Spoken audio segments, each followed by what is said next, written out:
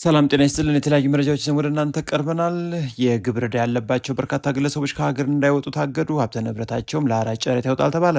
እንዲሁም በኢትዮጵያ ውስጥ የወርቅ ማዕድን አውጪ ፈቃድ የበርካቶች መሰረዙ ተሰምቷል።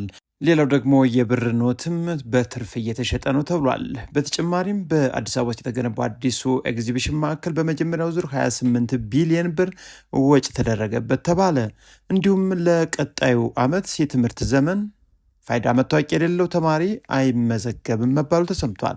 እነዚህን እንዲሁም ሌሎች መረጃዎችን አብራችሁ ቆዩ ትሰማላችሁ። ወደ መረጃው። ጤና ይስጥልን። ዝርዝር መረጃዎችን አንድ በአንድ እናስደምጣችሁ። ብዛታቸው 62 የሆኑ ግብር ያልከፈሉ ግለሰቦች ከሀገር እንዳይወጡ እግድ መጣሉንና ንብረታቸው ለሐራጅ እንደሚቀርብ ተሰምቷል። በስም ከተለዩ ግለሰቦች መካከልም ኢትዮጵያዊ ያልሆኑ ዜጎች ይገኙበታልም ተብሏል። የአዲስ አበባ ገቢዎች ቢሮ ከ3.2 ቢሊዮን ብር በላይ የታክስ ዕዳ ያለባቸው 62 ግብር ከፋዮች ከሀገር እንዳይወጡ የእግድ ትዕዛዝ ማስተላለፉን ገልጿል። እግድ የጣለባቸው እነዚህ 62 ግለሰቦች በተደጋጋሚ ጥሪ ቢደረግላቸውም ዕዳቸውን ለመክፈል ፈቃደኛ ያልሆኑ ናቸውም ተብሏል። በስም ከተለዩ ግለሰቦች መካከልም ኢትዮጵያዊ ያልሆኑ ዜጎችም ይገኙበታል። ዕዳቸውን የማይከፍሉ ከሆነም አዋጁ በሰጠን ስልጣን መሰረትም በቀጣይ የንብረት እግድና ንብረታቸውን በሐራጅ የመሸጥ እርምጃም ይወሰዳል ብሏል።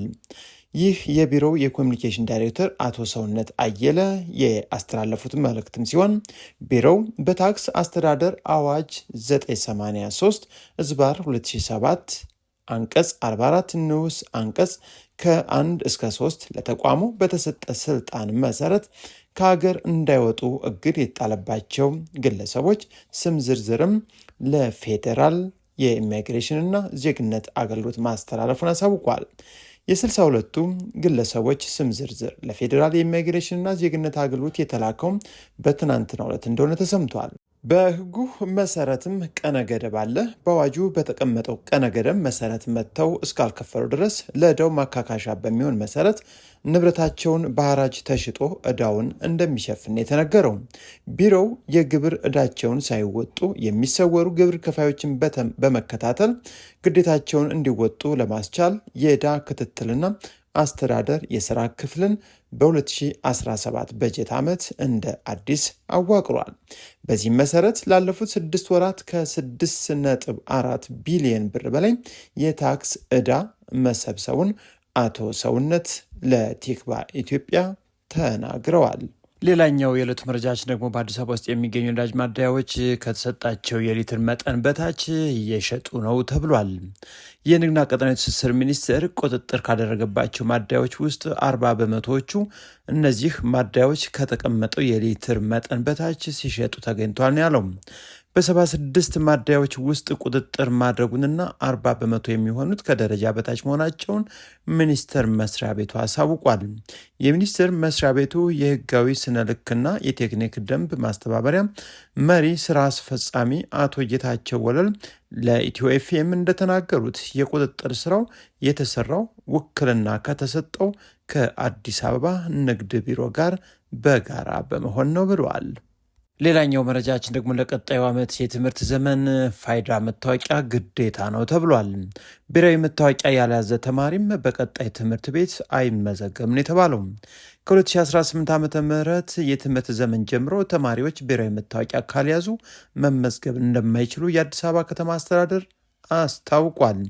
በምክትል ከንቲባ ማዕረግ የአዲስ አበባ ከተማ ዋና ስራ አስኪያጅ ኢንጂነር ወንድሙ ሴታ ከ450 ሺህ በላይ ተማሪዎችን ብሔራዊ መታወቂያ ለመመዝገብ የአንድ ወር ዘመቻ መጀመሩን ተናግረዋል። ዋና ስራ አስኪያጁ የከተማ አስተዳደሩ ለምዝገባው አስፈላጊውን የሰው ኃይልና የቁሳቁስ ዝግጅት አጠናቆ ወደ ተግባር መግባቱንም ገልጸዋል።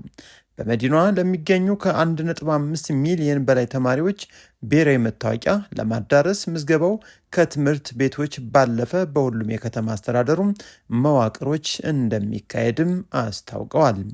ቤተሰብም በቀጣዩ የትምህርት ዘመን ተማሪዎች ብሔራዊ መታወቂያ መያዝ እንዳለባቸው አውቆም በተዘረጉት አማራጮች ሁሉ ልጆቹን እንዲያስመዘግብ ጥሪ ቀርቧል። ሌላው ደግሞ በኢትዮጵያ ውስጥ በወርቅ ማምረት ስራ ላይ የተሰማሩ የ32 አምራቾች ፈቃድ መሰረዙ ተነግሯል። በደቡብ ምዕራብ ኢትዮጵያ ህዝቦች ክልል የማዕድን ዘርፍ አፈጻጸም አሳሳቢ ደረጃ ላይ መድረሱንም የክልሉ ማዕድንና ኤነርጂ ልማት ኤጀንሲ አስታውቋል።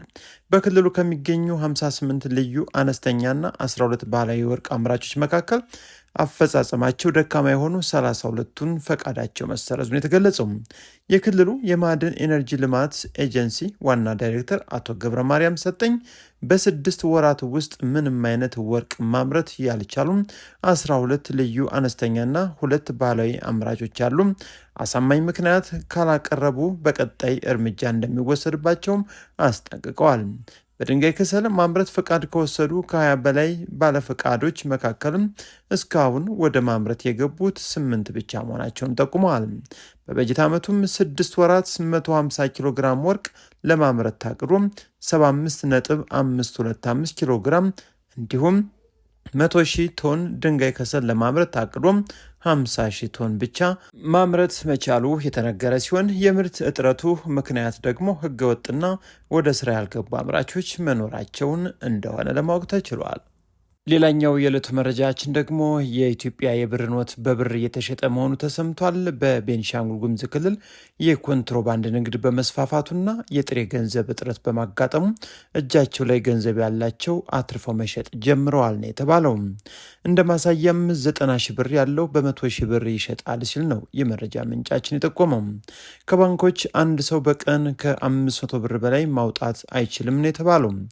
የህዝብ እንደራሴዎች ምክር ቤት አባልና የቦሩ ዲሞክራሲ ፓርቲ የፖለቲካ ዘርፍ ኃላፊ መብራቱ አለሙ የጥሬ ገንዘብ እጥረት በባንኮች መፈጠሩንና የኮንትሮባንድ ንግድ መስፋፋቱን የተመለከቱት በምርጫ አካባቢያቸው በመተከል ዞን በመገኘት ባደረጉት ህዝባዊ ውይይት መሆኑንም ለሸገር ተናግረዋል። የኑሮ ውድነቱ በቤንሻንጉል ጉሙዝ ክልል ተባብሷል የሚሉት የህዝብ እንደራሴው ይህንንም በህዝባዊ ውይይታችን ተመልክተናል ብለዋል። በመጨረሻም ኤግዚቢሽን ማዕከሉ የፈጀው ገንዘብ መታወቁ ተሰምቷል። የከተማ አስተዳደሩ መግዛቱንና በስንት እንደገዛ በይፋ ያልገለጸው ህንፃም የማዕከሉ አካል ነው ተብሏል። የአዲስ አበባ ዓለም አቀፍ ኮንቬንሽን ማዕከል የመጀመሪያ ምዕራፍ ግንባታም ከ28 ቢሊዮን ብር በላይ ወጪ ተደርጎበታል የተባለው ለማዕከሉ ከወጣው ወጪ ውስጥም ከ22 ቢሊዮን ብር በላይ የሚሆነው በባለ አክሲዮኖች የተከፈለ ካፒታል መሆኑን ተጠቁሟል። በማዕከሉ ዙሪያም የሚገኙ 6 ህንፃዎች ወደ 1000 አልጋዎች የሚይዙ ሆቴሎች እየተቀየሩ ይገኛሉ የተባለም ሲሆን 2000 መኪኖችን ማስተናገድ የሚችል የመኪና ማቆሚያ ቦታ አሉት።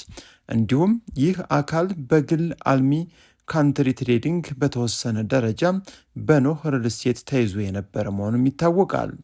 የኮንቬንሽን ማዕከሉ የንግድ ፈቃድ የኮንፈረንስ ቱሪዝም የሚል ሲሆን በቀጣዮቹ 3 እና 4 ወራትም 10 ተቋማት ኩነቶችን ለማካሄድ ወረፋ መያዛቸውን የሀገር ውስጥ ሚዲያዎችም እየዘገቡ ይገኛሉ።